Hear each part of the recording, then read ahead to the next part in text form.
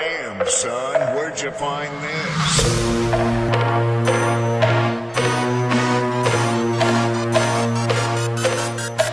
Let's go! Welcome to the Life of Phys Podcast. I'm your host, Tyson Martin. On this episode, I have Mark Forbes. Mark is based in Melbourne, Australia, and is best known for his contemplative and atmospheric documentary photography of street scenes, urban landscapes, and structures. He employs film as his medium of choice for personal documentary work, using predominantly traditional medium format cameras. Forbes' approach to photography came from an underlying fascination with people and their interaction with the environment. He has an uncanny knack of bringing personality to the ordinary.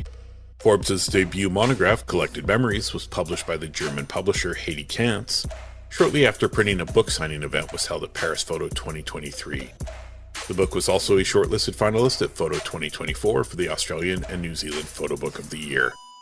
His photographs have been exhibited at solo and group exhibitions throughout Australia at both public and commercial galleries.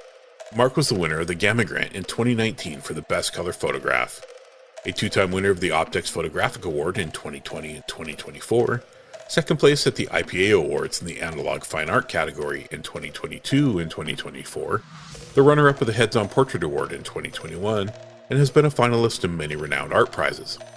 His images were also featured at Leica headquarters in Wetzlar during the M6 launch event as part of their celebration of photography. Now let's hear a word from our podcast sponsor and get to the show.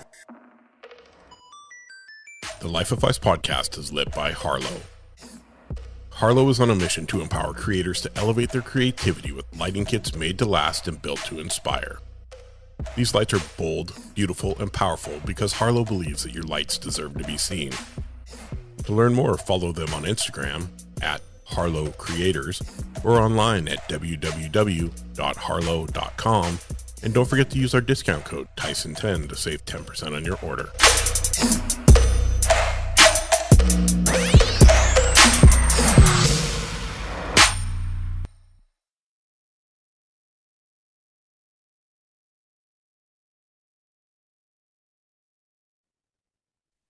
Cool. Lovely to meet you, Tyson. So yeah, Mark Forbes here. I currently live in Melbourne in Australia. I was originally born in England. I guess in terms of photography and how I sort of got involved in it from the beginning, my first real memory of photography was when I was at school, back in sort of high school, and a long time ago. And we weren't allowed to bring cameras to school, but I was living overseas in Holland. And one day I was leaving Holland to move to Australia, and I snuck in a film camera back then, obviously, because it was a long time ago, and to take some photos of some of my friends. So I guess my first real connection with photography was around using it to document things and things that are personal to me. And that's always how I've had an enjoyment for photography from that first experience. And then after that, I guess skipping forward a few years, it would really be around about the time when I was in my early 20s, I suppose. And we were going on a trip. My now wife, but then girlfriend, and I were going on a trip around a bit of America and a bit of Europe. And we were going through duty free at the airport, when duty free was a big thing, I guess, pre-internet days. And I bought a Canon SLR, film SLR again, and 10 rolls of Tri-X or whatever it was. We used that to document our holiday again. And then I was working a while, and I was in America for some work, and that was around the time when DSLRs were becoming a big thing. So then I hopped into digital for a while, and I shot that for quite a while. And then after that, it was really, I guess, I was just sort of shooting a lot of street photography, a lot of people-based street photography. And then some of my friends were seeing my photos, and they're like, "Oh, Mark, we really like what you're doing. Can you take some family photos? We've got a wedding coming up. Can you come and do this?" So I sort of got into that. And then I knew some architects, and some architects were like, "Oh, I've seen this. Can you do some architecture photography?" And then after that, it was really, I sort of started getting involved in doing a bit of commercial photography and shooting a little bit for agency and stuff. And then after that, I continued to focus really on personal photography. So a lot of street photography. And then sort of 2016-ish, I was getting a bit bored with what I was shooting, and I felt like I wanted to go back to shooting film. So I actually ended up getting a rangefinder at that time, and then as soon as I started shooting film again, my enjoyment went. I was reinvigorated, and so from there, I shot a lot of 35mm, and then I went from there to shooting medium format. And that again, that slowed my photography down going to 35mm, and then from medium format slowed it down again. And that's around then is sort of when I started really enjoying shooting the work that I'm shooting today. So I guess it's, for the most part, it's documentary photography, but there's, I'd also do a little bit of staged work, but 99% of it's documentary photography, so found photography. And I've been interested recently in getting involved in a bit more formal portraiture and stuff. That's sort of, I guess, taken me from day one to now roughly in a very high level approach.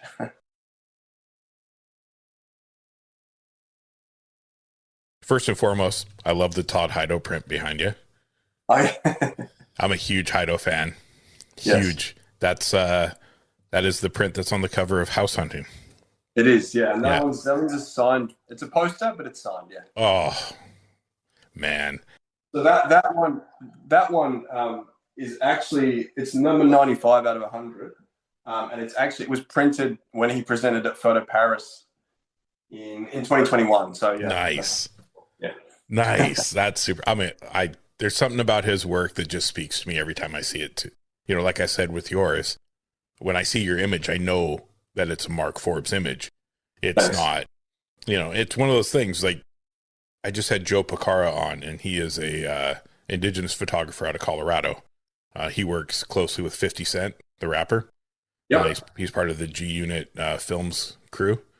And he gave me the same compliment. And it's weird to hear it when someone can recognize the work you put out by a single image without even knowing or seeing your name.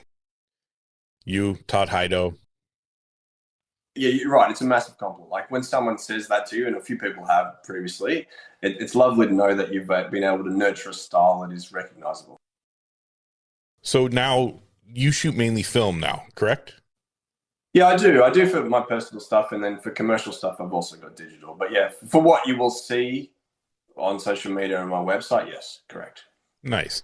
So what is we were talking before we went live here, talking about different formats and what they do for your composition and what they do for an image. Do you want to explain your process?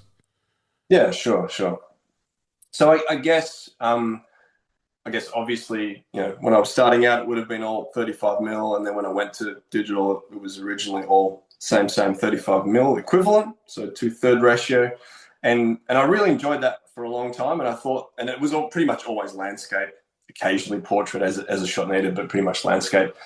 So that was initially how I used to compose, and then when I went back to shooting 35mm in 2016, as I said before. Again, shot that for quite a while. And then I remember wanting to, and I'd seen a lot of work on X-Pan, so, panoramic work. And I thought, that looked quite fun. It would be something that would be interesting to try out. So I actually picked up one of them before I went on a trip to New York, and I shot that alongside 35mm for pretty much a week. And it was really, really fun and really challenging to try and compose panoramic shots in New York.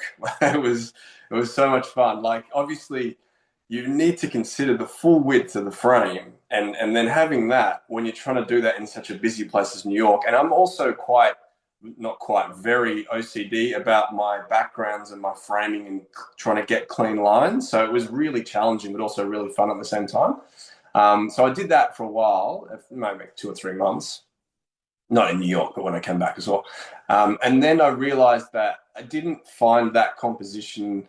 I found it really interesting in New York because I could really fill the frame and find it interesting. But then when I came back to Melbourne, I couldn't see myself continuing to compose like that just because it just didn't seem as interesting in a place like Melbourne versus in New York, which is so busy.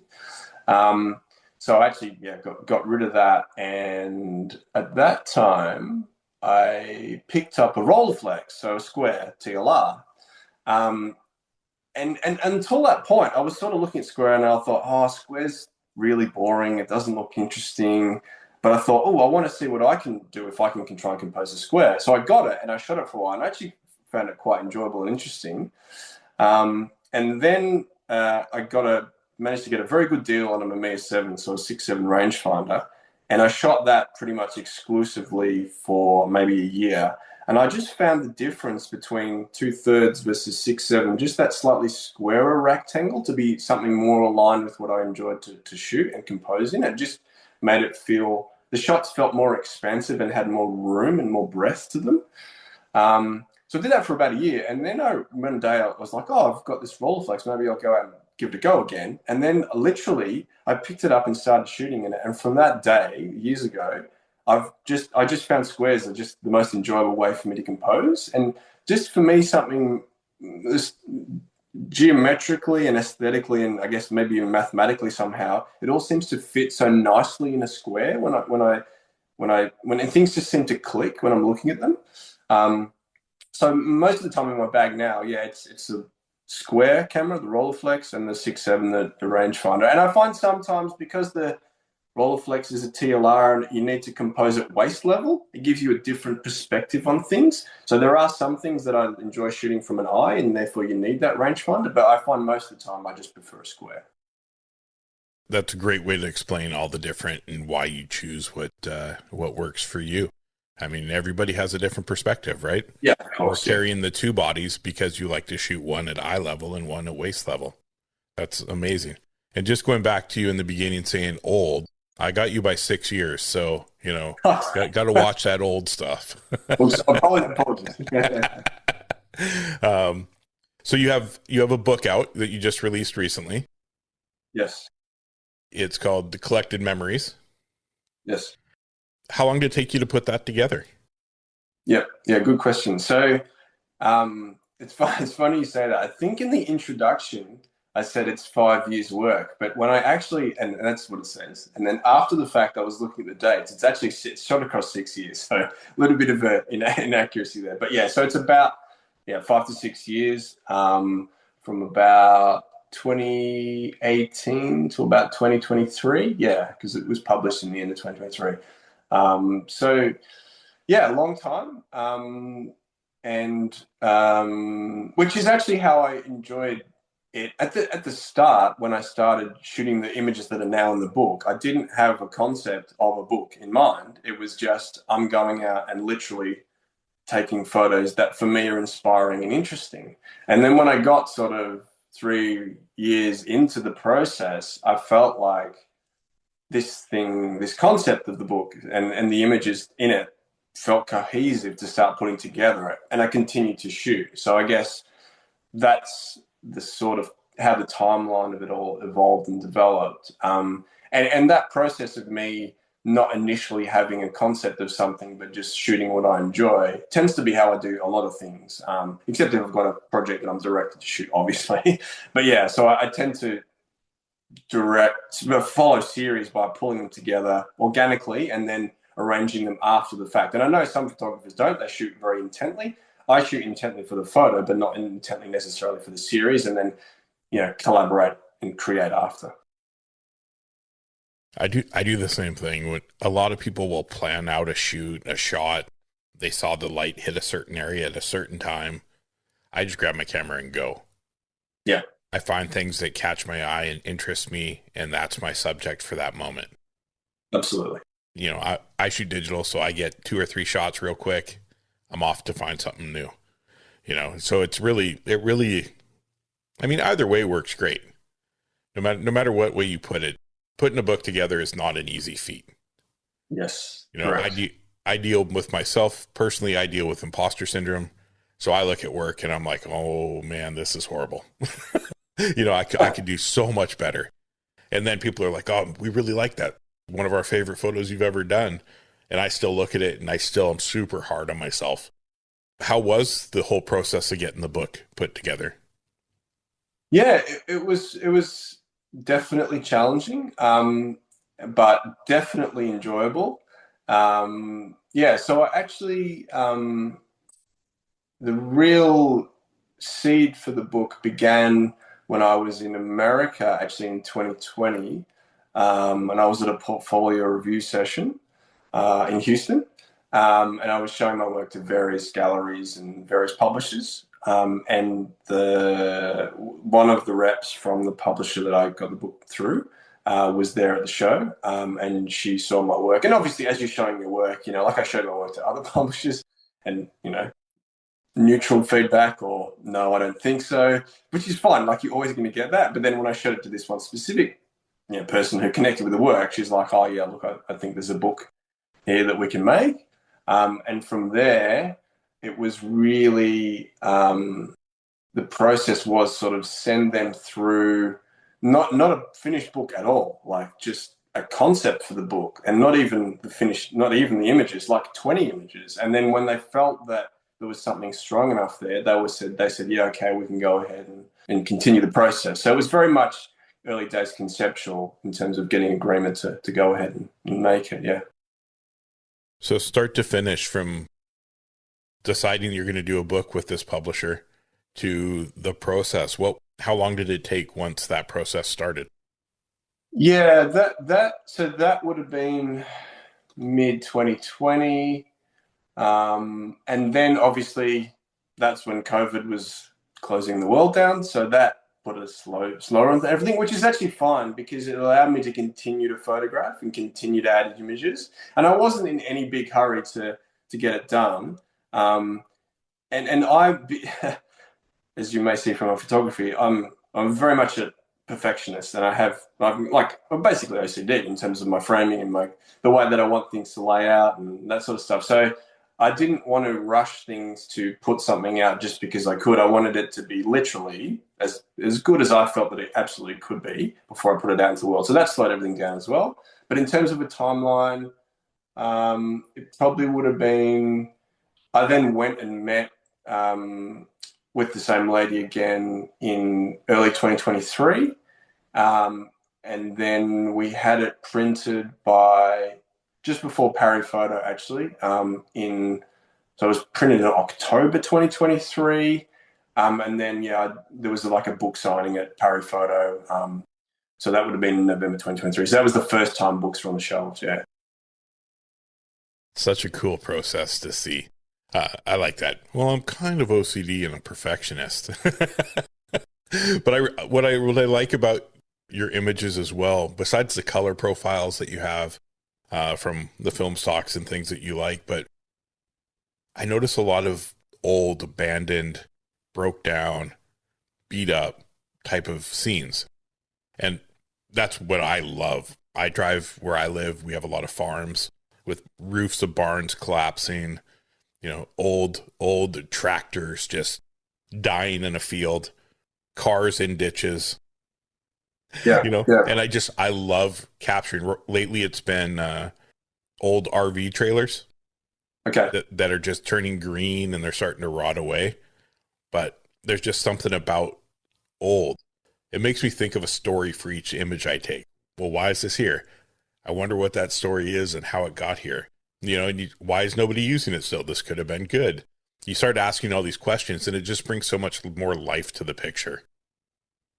Yeah, absolutely. And just based on what you said, like I've seen some photos of Canada and, rural Canada, rural America and stuff. And it makes me jealous to see the sort of scenes that you've got because they just look absolutely incredible. And we have some amazing stuff in America and Australia. And obviously, I love going and taking pictures of it, but it just seems it's so more abundant in I guess Canada and America.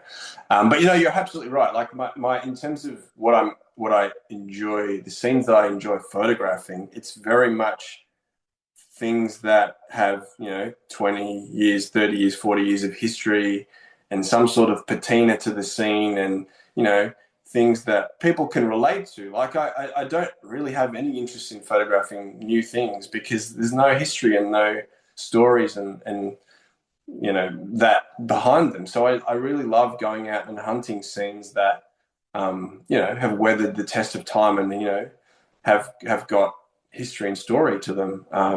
And they're the sort of things that my lens is drawn to. And you know, other people, when they see the work, they can project their same sort of stories, and, you know, they connect to it. So that is what brings me joy, is when people are like, oh, I can see what you're doing there, or I feel something similar in what I see. So yeah, I really enjoy that connection. I have this one road that I take every weekend morning, no matter rain, snow, sunny, and there's this barn kind of in between these two houses. And depending on how windy it's been, one door will be open, both doors will be open, but there's this old rusty tractor that's yellow and red, and just the nose pokes out and always gets hit with first light. And I love to capture it. Sometimes I'll shoot super wide from the driver's seat of my car through the passenger window. Oh, lovely. So you get the framing of the window in it as well. A lot of stuff is on, you know, rural roads there's nowhere to pull over. So I always have my camera at the ready, and I'll shoot out my window just to capture that moment quickly before, you know, a lot of things disappear here because they're trying to build it up to be current. You'll see, like, we had these old, really cool grain silos that were on the side of the train tracks. Yeah. I captured it once on a quick drive-by with a very small camera, and everybody loves the image, but now they're gone. So it's a piece of history. So I preserved that piece of history.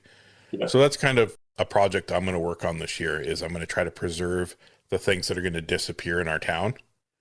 So people who grew up here or remember certain things, they can buy a print, or they can ask questions on it, and it will help continue a legacy of a grain silo or a barn or anything else that's going to be gone in a few years. Yeah, absolutely. And I absolutely love the same aspect of what you're talking about in terms of documenting something that is disappearing or has disappeared. And I know two classic examples, and they both come from laundromats, which is actually one of the things that I love to photograph. And I think I actually shared it yesterday on my Instagram. So yeah, if your listeners want to see it, they'll know exactly what I'm talking about. But there's a blue wall in this laundromat with these two old brown chairs against the wall, right? And I went in there, this is a while ago, I don't know, 2018, 2019 or something. And I went in there and I photographed these chairs. And for me, like, the two chairs, they really felt like an old married couple was sitting next to each other, right? And they've got this little metal bracket between the two chairs. And it's like they're holding hands, and they're really tired and they're really worn, and the wall was blue and it looked amazing. And I took that photo, and I really, really, one of my favorite photos. And then I went back in there like 6 months later to just reevaluate the place and, you know, see it from a different angle or whatever. And they'd replaced the chairs with like these new metal black chairs that just had no feeling to them at all. And on the wall was this digital clock. And the whole scene was just absolutely ruined for me. And it really felt like a sense of loss, because I felt like I'd connected with these two chairs in the first photo, very strangely, right? And then I went back again just a few weeks ago. And now the whole interior is gone. Like, it's a brand new place. Like, you wouldn't even recognize it at all. So I really enjoy that aspect of documenting something and for, saving it for the future. And the same thing again was the other laundromat I was going to mention, is I went and photographed this other. It was a few years ago, and there was a couple of chairs that were actually bracketed to the floor, so they're physically fixed in this really bright orange chair in the middle. And I shot that, and then again I drove back 6 months later, and the whole thing had been demolished. So. And now, you know, people would come to my exhibition, they've seen the photo, and I tell them the story, and they're like, oh, I used to live around the corner from there, I used to go and see it. And people connect with these places because, you know, they're in there, you know, once a week, and, you know, so they become part of their own routine lives. So, yeah, I really, really enjoy the aspect of capturing things that disappear. So I'm looking at that photo right now, the one you were just describing in the laundromat with, you know, the little piece of straight metal, angled, screwed the two chairs together so nobody stole them. The vending machine. So yeah, I mean, that shows feeling and character, and you capture these moments. I don't know about you, but I think about those moments for months, and I'm like, man, if I would have done a little bit wider, a little bit more, tighter crop, okay, I'm going back, and you go back and it's different. So you're like, okay, well, I'm meant to have that image I captured. There's a reason that I captured that image. Yeah. So it's a cool image. I actually really, really like it. I don't look in laundromats very often. I think I need to change that. Yeah. They're just things that I don't normally, it just doesn't register in my head. And now I'm going to have to add that to the mental checklist. So I heard you mention that you're doing an exhibition. Do you want to talk a little bit about it? Yeah, sure. It's on at the moment in Melbourne. It's opened a few weeks ago, and it's on to the end of March. It's the title of the exhibition is Deja Vu, and there's 20 prints, all pretty large. So yeah, from about 1 meter by 1.2, down to about 60 by 60 sort of centimeters. Most of the images are from the book, but there's a few new images that I've added to the same sort of series after. And it actually continues on from a show that I had in Korea in August last year, which was also titled Deja Vu as well, and showed some similar images, but also some additional images. And I guess the whole concept of the Deja Vu and the title is around one of the biggest compliments I get, or one of the things that really excites me when people talk about my photography or comment on my photography, is when they see my work, they say it gives them a sense of deja vu. And they know they haven't been to these places, but they're like, I'm getting some connection with it. Like it's stirring something inside them. And I really, really appreciate it when people get like that deeper level of connection with my work. So this is the stuff that I enjoy to shoot, and obviously what I enjoy to present and share. So it's on at the moment. Yeah, I think thinking about the name, the Deja Vu name, and hearing that people say they feel something with the image, there's a lot. Like, I mean, I'm looking at you have an image of some escalators, platform 3, 4, down arrow.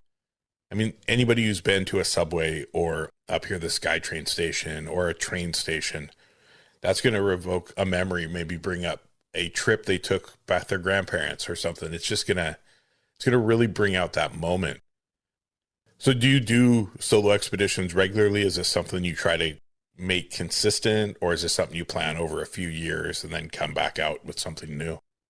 Yeah. So I guess my work happens in a couple of ways. Like, there's the aspect of having my camera with me and, going about my day-to-day, whatever, if I've got it, if I see something outside the car, as you said, like if I'm going somewhere and I see something, I'll park and I'll stop and I'll hop over the fence maybe and have a look. Or so there's the organic stuff that happens all the time. And then I do tend to shoot in sort of chunks. Like I might not do anything for a couple of weeks and I'll go out for a day or 2 days and photograph.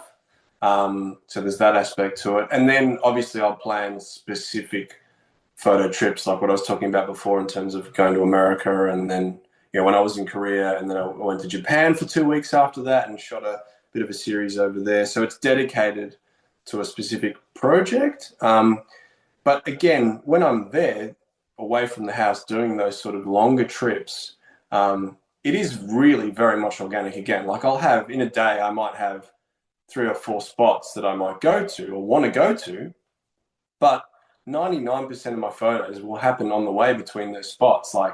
And I intently do things like I'll get a train. I know I'm getting a train somewhere, but I'll get off 3 stops early on purpose, and I'll walk the last 3 stops in the back streets to try and find the scenes that I'm after. And then eventually, an hour or 2 later, I'll get to where I was going in the first place. But it doesn't matter because you found all these amazing places along the way. So yeah, that's most of the time, that's how my work comes to me. Say you're going to the United States there. Do you have a checklist of places that you want to check off that you've done research on, that you at a certain time of day, the light's good, things like that? I'll definitely have places that I want to go. more often than not, I probably won't get down to the granular level of figuring out the time of day, and I'll just, because my days are so fluid that unless I'm really intent on knowing to be somewhere at a specific time, I'm not going to get there. So I'll pretty much get what I get in terms of traveling around, which is actually interesting because I do tend to prefer to shoot in overcast light or so cloud, or fog, or twilight. I'm not much of a dawn person because I'm not a morning person. But yeah, so end of the day or after lunchtime and end of the day.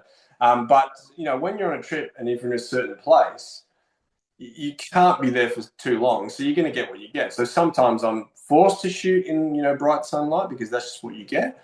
But if I have the option, I'll try and appreciate seeing a scene in overcast light.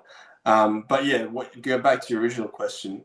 So I will have a rough idea of where I want to go and towns and where I'm going to stay in a given night. But aside from that, it's pretty much just driving and walking and public transport and finding. Yeah. I love doing that. I just love exploring an area. I was back home in my hometown in Milwaukee 2 weeks ago, and we walked through under this overpass that we used to walk across after school to get over the lake and get to the other side to friends' houses.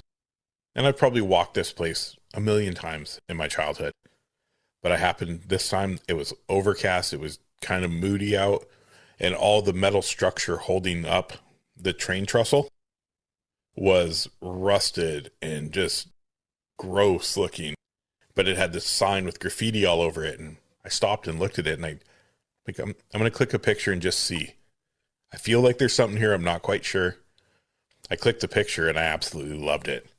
It was one of those moments where I put it into the computer and I was like, okay, yeah, there's definitely something here.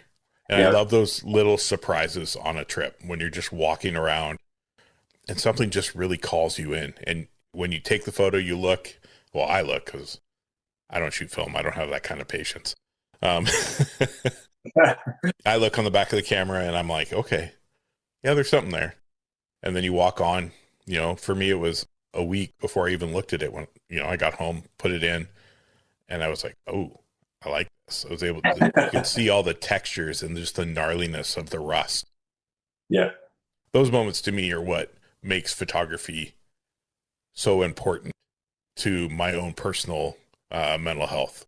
It's why that connection between my creativity and my daily performance, as far as I'm looking mentally, is so important. That's why I have to grab those images. And sometimes it takes nothing. It takes an image of a dumpster or a little bit of graffiti on the wall, and those endorphins run, and you're just so amped on what you just shot. It could be the worst photo in the world, but you just click that shutter and you're like, oh yeah, okay, I know. So we've got a couple questions here. I'm going to go back to the exhibition for a second. I know there's lots of people that are incredible artists that listen to the show. They send me emails all the time. Do you have any advice for them if they're thinking about doing an an exhibition? Things to look out for, things that you've run across, or just some general advice on how to get started? Yeah, sure. I can think of two that popped in my mind straight away. So I guess in terms of this specific exhibition at the moment, that was an open call for artists. So it was put on by the local council in the area. And I was actually submitting, they have an annual photography prize, and I was submitting an image for the prize specifically. And I just happened to be digging around their website, and I was like, oh, they've got these open calls for artists for exhibitions. This was late last year for this year. And, they're not only do they give you the 6 weeks of gallery time, but they also have an artist fee. So they're paying for you to exhibit, which is great as an artist, obviously. So I just thought, oh yeah, I'll just throw my hat in the ring and see how I go. And it's funny, when I put in the application, it was like, can you nominate 6 week blocks in 2025 that you would want to exhibit in? So I think I picked like May and July or something like that, right? So, and then they wrote back to me in late November, and they're like, "Hey, Mark, yeah, we'd really like you to exhibit. How would mid-January be, right?" And I was like, "Ooh, that's a little bit earlier than what I was expecting. You know, I've got my film to sort out. I've got scans to make. I've got prints to do. You know, it's near Christmas. The printer's going to shut down for a few weeks and all that sort of stuff." So I guess my first piece of advice is keep your eyes open for open calls, especially I guess where it's not something that you have to stump up money for, because a lot of galleries are looking for money to exhibit. So, so I guess it's up to the artist whether they want to do that. But it was great that these guys had an artist fee for you to participate. And I guess the second piece of advice I would have is, and it plays right into this same exhibition. So my work, I generally prefer to print my work as a C-type print, so a continuous tone silver halide print.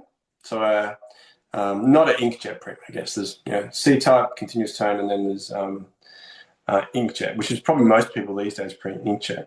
And there's I use one specific printer, and there's the only printer in Australia that has a machine big enough to do these C-type prints for me, because I print like at a meter. They unfortunately, when I went to press the print button just before Christmas, their machine was offline. It was down. So they said to me, "We can print on a backup printer." And I was like, "Okay, yep, that's fine. So, but we'll wait till after Christmas. We'll wait till the first week in January and see how we go. And if the machine's fixed, great. If not, we'll print on a backup printer." And I said to the gallery and they gave me the time, I said, "Look, is there any chance we can get an extra few weeks? Can we sort of push it back a bit later?" And they're like, "Oh no, this is, well, you can, but all we're going to do is reduce your time from 6 weeks to 4 weeks." I said, "Okay, fine. Look, I'll make it happen, right?" So of course we get to January, and of course we press the print button. Of course, my printer's machine's still offline. So we end up printing on the backup printer.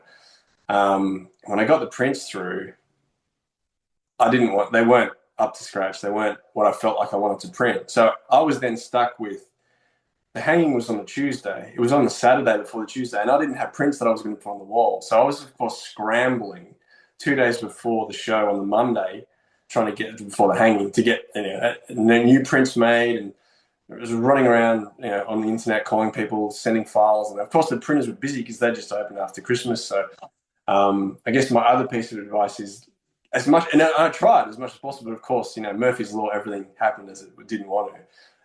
Give yourself a little bit of extra breathing room to proof things and that sort of stuff. So they're probably the two things that spring to my mind is, seek out opportunities and give yourself some time. So your process, do you have a particular film stock you like to shoot everything in? I do. And it's Portrait 400. Kodak Portrait 400. Yeah. And for me, that's the best balance between the ability to handhold my camera, because it's quicker than 160. It's obviously got an incredible color palette. If you're looking at my work, like 99% of what you're seeing are the colors that I'm getting off the scan. Like, I'm not editing the colors at all. And that, for me, plays into how I want to present things. It's obviously not cheap at all, but for me, because I tend to avoid, overshooting things and, shoot one or two scenes of images of a scene or photographs of a scene. It slows me down. So I enjoy using it as part of the process. Yeah, but it's a simplistic answer. Yes, that's what I shoot. So you just scan? Do you scan at home? Do a scan, drop it into the computer, look at the color, and be like, "Oh, this one's perfect. On to the next." I don't home scan, so I've got a lab that does the scans. And if you want technicalities for the film guys out there, so everything, I get working scans made on an Aritsu, and they're big enough for screen work and just uploading to social media and putting on my website and stuff. And then if I go to print for like a meter print, I need high resolution, so it's all scanned on a Hasselblad Flex type to get the highest resolution for like big prints. Yeah. But in terms of color, yes, to go back to your question, again, not really not editing the vast majority of the images from a color point of view. It is what I get on the screen and I see it. And I'm just so happy that the film's able to represent the colors in the way that I want, that I see them. So what you're saying is because I love the color palette, I need to shoot Portra 400. Look, I'm not saying that. No. I mean, obviously, there are film NegLab Pro or no, sorry, that's a film thing. But no, there's obviously filters that you can apply digitally to get film. So I guess play with what you can digitally if you like that sort of look, and there's always going to be a filter that can get it sort of close. But what I heard was that I need to shoot with Portra 400. You can interpret my words. No. Oh, that's fantastic. So yeah, now the connection between your creativity, your artistic outlook, and a positive mental health. So the podcast was really, it started off being like gear-based, project-based. And then I realized there was a very big hole in this genre of podcast where we talked to the person. We talked about we all have moments of being down.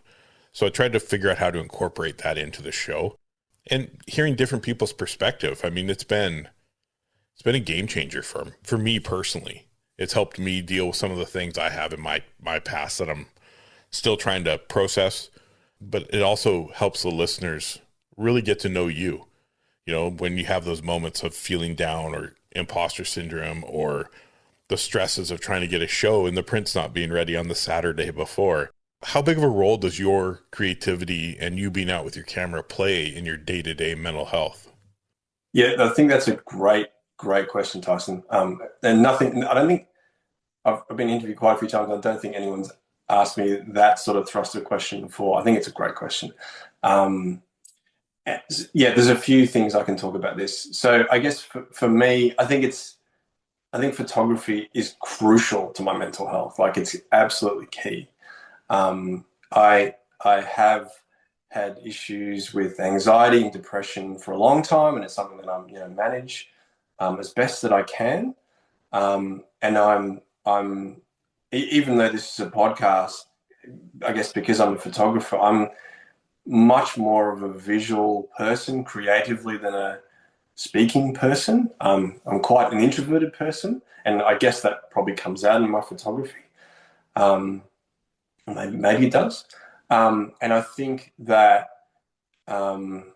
if you look at the sort of scenes that I'm drawn to and the way that I photograph, my mental health and my personality are inherent in what I shoot and how I see things. So I think while mental health is something that is obviously incredibly challenging for people, and I've experienced it firsthand, so I can clearly talk from that point of view. I think that the way that it can be used creatively and how it allows you to see things differently and be drawn to things and frame things is how you can use that from a creative outlet perspective.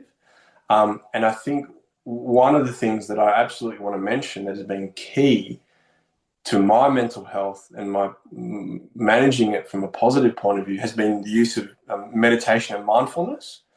And it's something that I've been doing for, I don't know, maybe 7 or 8 years. And I try and do it daily. And it really is something that I think has had a positive impact on my life with managing mental health, but also creativity from a photographic point of view.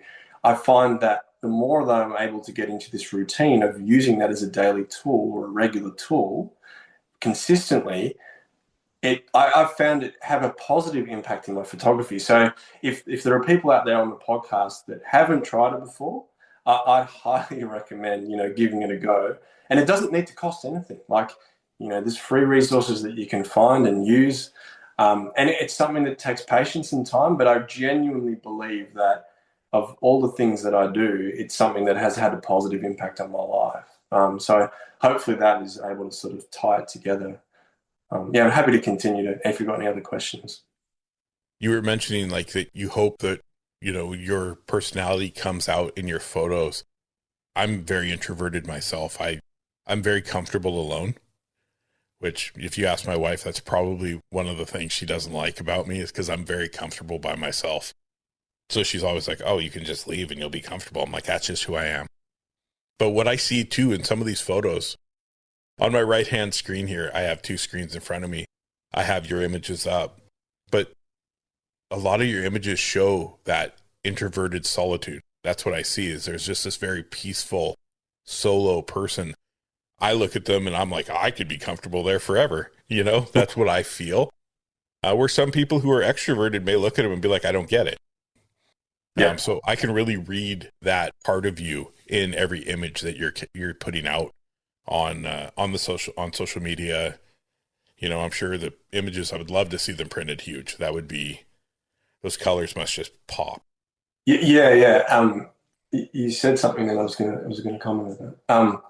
Yeah, I think absolutely. The connection aspect. So I think it's funny you say that, like, because some people see my work and they're like, literally, they don't get it all. Like, oh, that's a photo of an old caravan.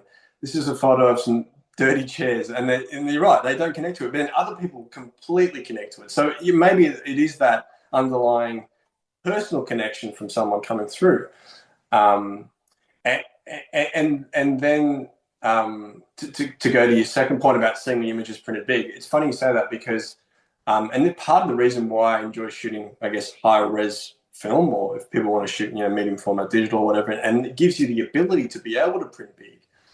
You can look at an image on a screen and you can see, you can get a feeling for the photo. But for me, when I see them printed at a meter, like the extra details that you see, you would never see on a screen. Even if you zoom in at 100%, you don't get the same representation of the photo.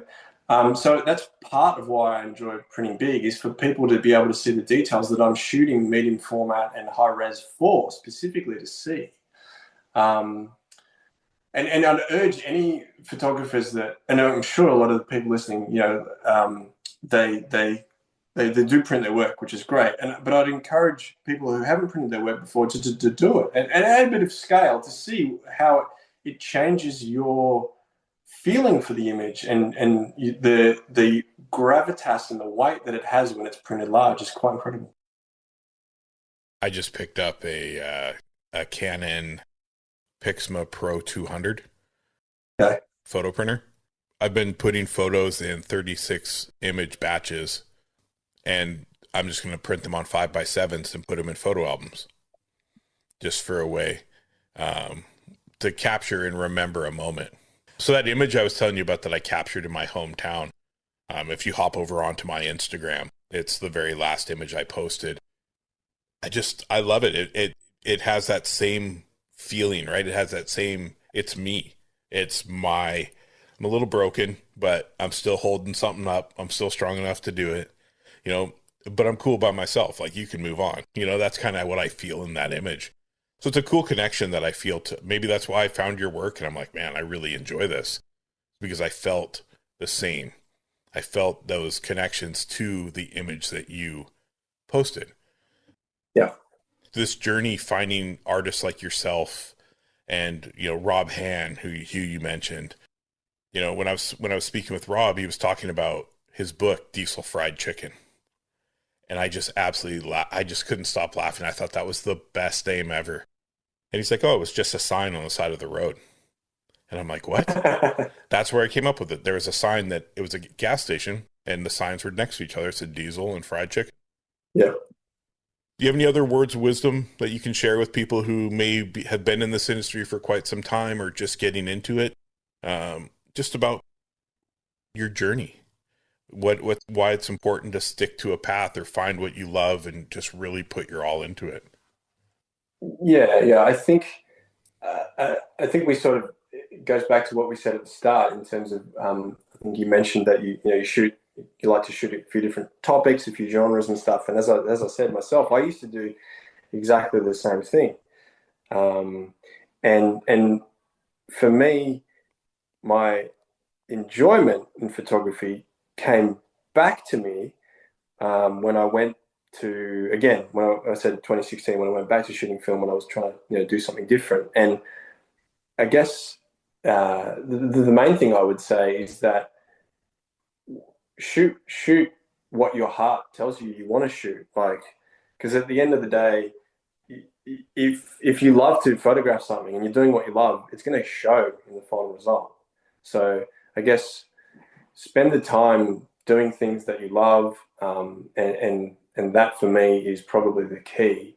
And opportunities will come from that.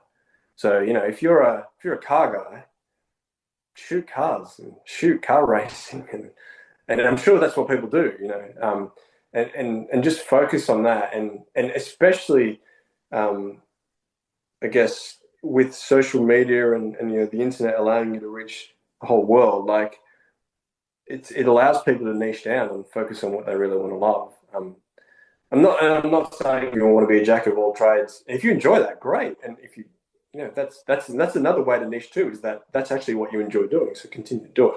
But I know some people have a certain passion in terms of what they want to do, but you know, don't end up photographing that for whatever reason. So I guess you just follow your heart. That's probably my simplistic advice there. You have any other projects coming up in the next year or so that you're currently working on? I did start doing a few portraits last year. I haven't shared them anywhere, but I did do that, and it's been fun, and I would like to continue to do that. More sort of environmental projects, portraits, I guess. I take inspiration from, I guess, you know, Todd Heido and Gregory Crutzen. So there's the sort of work that I really enjoy.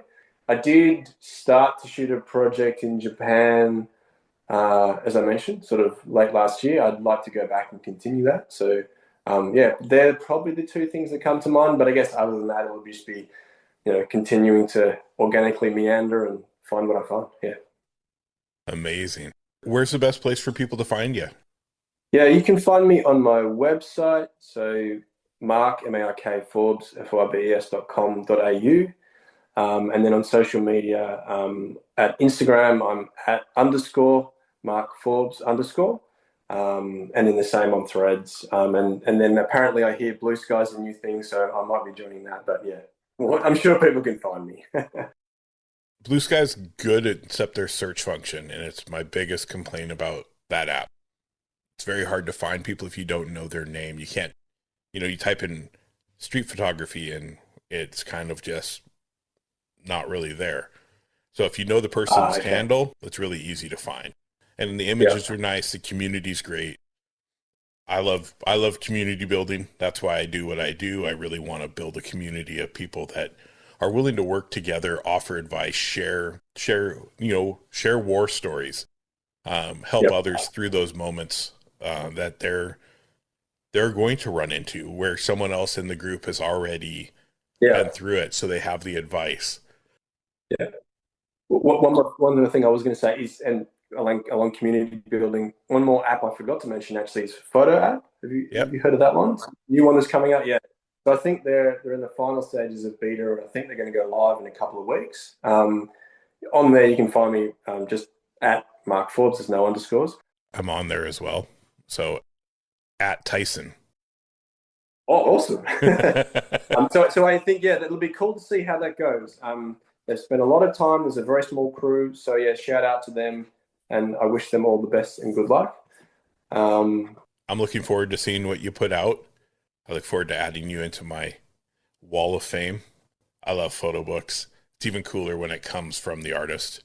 I'm a huge old hip hop and skateboard fan. I had T. Eric Monroe on, and he sent me a book. It was signed, and he wrote, "Keep inspiring others to do their thing." And that's what he wrote. And to me, it was like, I'm on to something. I'm going to keep pushing. Yeah. I want to thank you again for giving me time. I know we tried it before, right before I got sick, just to try to arrange a date that we could make it work for all of us. But yeah, man, I look forward to following you along, seeing what happens. I'm happy to call you a friend now, and just keep inspiring others through your work. It means the world to more people than you probably know. Thanks very much, Tyson. I really, really appreciate those words. I did also absolutely want to thank you for reaching out to me and having me on your podcast. I can see, I guess in terms of your how you've managed to get talking to so many amazing photographers in the last year, and get up to your 52 episodes in your 1 year. Congratulations on that, especially when you've been ill. Thanks for the nature of your questions. As I said before, it was really, you asked me questions that no one had, and I think it's incredibly important to talk about this. And yeah, and also I guess for building a community and asking people some really interesting questions and having a different take on things. So yeah, thanks for reaching out and for having me on your show. Yeah, cheers. My pleasure, my friend. We will chat, I'm sure, numerous times like we always do.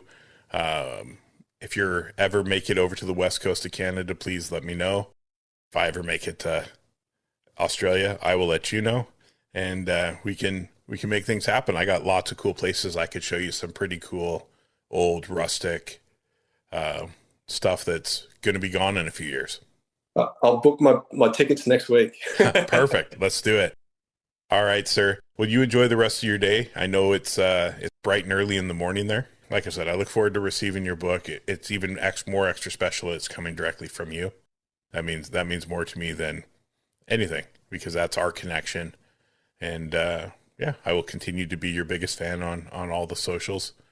And if there's anything I can do, if you have any kind of projects coming out, another book, another gallery, another any of those, let me know, and I can announce them on here. I can talk about it, and I would love to share, as the community should, share your work so others can find it. Well, thank you. Thanks very much. No problem. And I'll put the gallery address and everything in the show notes. So if there is people in Australia listening, which I know it's like 3% of my listeners, then maybe they can come by and see you. You never know. I really appreciate it.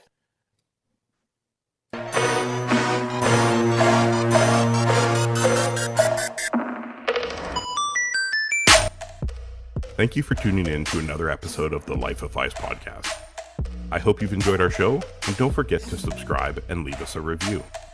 Your feedback helps us continue to bring you content and the stories of our incredible guests. And remember to stay connected with us on all social media platforms. It's at LIFE_OF_PHYS, or on the internet at www.lifeofphys.com. Thank you for tuning in, and have a great day.